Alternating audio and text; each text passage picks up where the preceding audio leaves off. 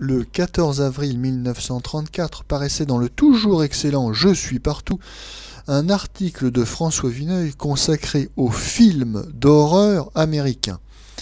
Nous avons sélectionné plus particulièrement le passage qui concerne le film Une soirée étrange, The Old Dark House. L'Amérique a toujours produit volontiers des films fantastiques ou, si l'on préfère, des films d'angoisse. Il ne faut pas en sourire trop vite. Sous le soleil californien se perpétue la vieille tradition anglo-saxonne des histoires de morts étranges, d'hallucinations, d'influences fatidiques qui sont nées de la brume, des landes, des vents et des longues veillées dans le Yorkshire, la Cornouaille ou l'Écosse. Nous lui devons des chefs-d'œuvre littéraires comme Les Hauts de Hurlevent d'Émilie Brontë. Edgar Poe, déjà, en avait promené les souvenirs héréditaires dans son Maryland natal, dans la Virginie, dans les plaines de l'Est américain.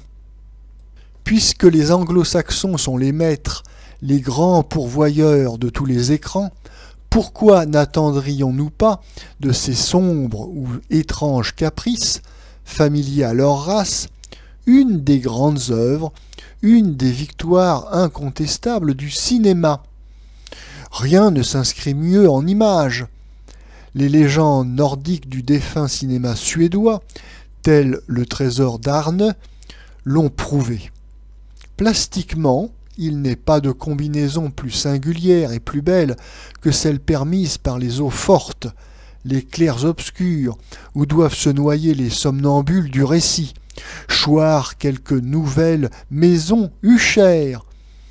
Il n'est pas de thème plus riche offert à la poétique du cinéma, à son commerce aussi malheureusement, dans les pays de langue anglaise. On a découpé en menus morceaux, recollé arbitrairement, les plus beaux contes de Poe. On a disloqué les meilleures nouvelles de Stevenson. Dans le classique cottage de campagne, sinistrement isolé, sous la pluie et les éclairs, on a appelé à la rescousse des policiers excentriques, des vampires et des sorciers chinois. Les maquilleurs ingénieux ont créé toute une galerie de monstres, un vrai musée Dupuytren, dont la dernière pièce fut Frankenstein, l'automate construit avec des morceaux de cadavres. Peine perdue. Nous ignorons le sort de ces productions en Amérique. Chez nous, elles ont échoué après quelques mouvements de curiosité. Et nous croyons avoir le dernier mot. La jeune Amérique est toujours venue chercher dans nos vieilles villes la consécration de ses œuvres. Pourquoi rencontrons-nous si rarement ces divertissements qui, d'innocents, pourraient devenir émouvants? C'est que nos sensations s'émoussent plus vite que n'évoluent la technique et les inventions des auteurs. Le cinéma soi-disant de fantasmagorie rappelle plus qu'aucun autre, aujourd'hui, la vieille vue d'optique.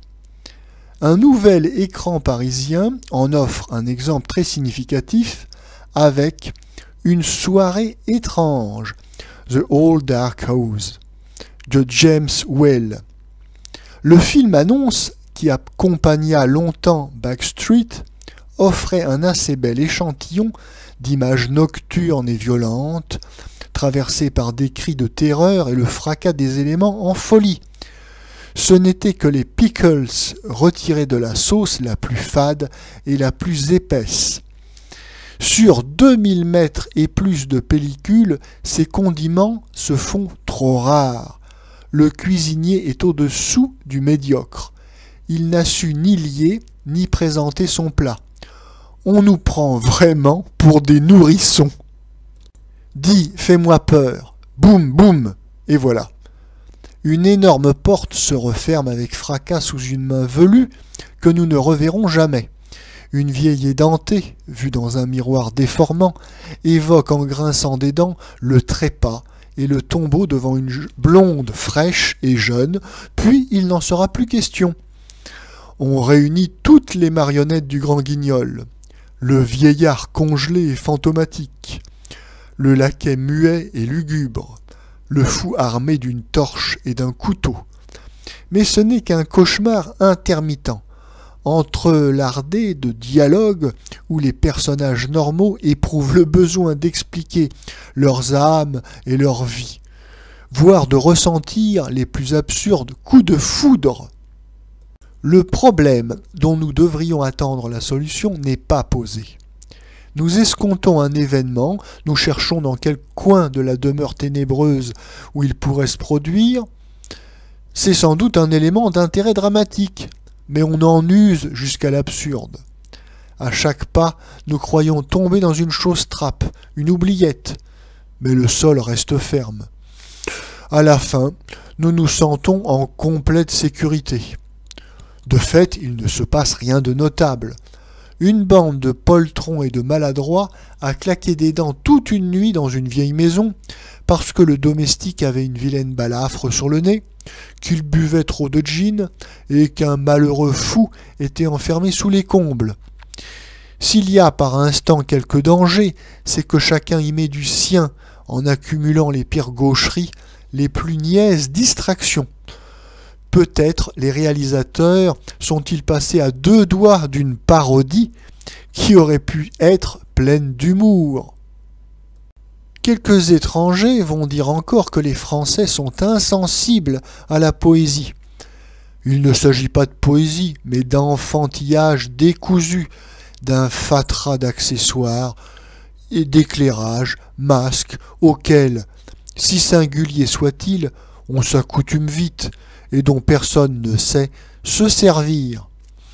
Moins d'ombres déformées, de lumière vacillante, et plus de rigueur dans les scénarios.